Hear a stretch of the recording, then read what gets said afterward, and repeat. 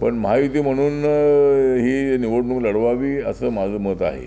माननीय देवेंद्रजींनी अनाऊन्स केलेलं आहे की आम्ही महायुती म्हणून लढणार आहोत आणि मुंबईची निवडणूक तर महायुती म्हणूनच लढली पाहिजे. मुंबईमधली उद्धव ठाकरेंच्या हातातली सत्ता जी आहे ती सत्ता हिसकावून घेतली पाहिजे आणि आपणच त्यांना सत्तेवर बसवलेलं आहे.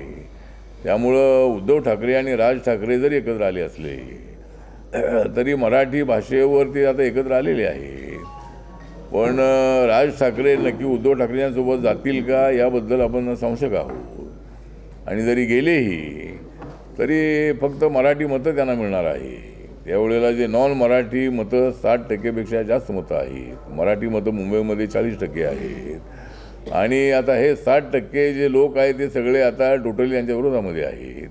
बाळासाहेब ठाकरे असताना काय त्यांनी उत्तर भारतीय आघाडी बनवली होती, साऊथ इंडियन आघाडी बनवली होती, गुजराती आघाडी बनवली होती आणि सगळ्या भाषेच्या लोकांना त्यांनी सोबत घेतलं होतं. पण राज ठाकरेंनी मात्र त्याच्या विपर्यास करून फक्त मराठी भाषेवर त्यांनी कॉन्सन्ट्रेट केलेलं आहे आणि त्यामुळं बाळासाहेब ठाकरेंच्या विरोधात भूमिका घेणाऱ्या राज ठाकरेसोबत उद्धव ठाकरे जाणार का, तर त्यांनी जाऊ नये अशी माझी भूमिका आहे. जर ते बाळासाहेबांचे खरे जर वारसदार असतील तर त्यांनी राज ठाकरेंच्या सोबत जाऊ नये. कारण आता राज ठाकरे काय बाळासाहेबांचे वारसदार नाहीत.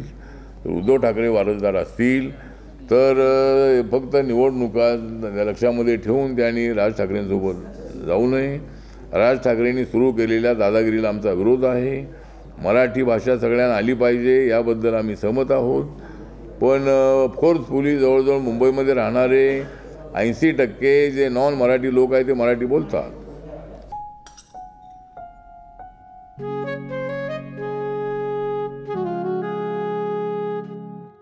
बाबा आज येताना बासुंदी घेऊन या ना.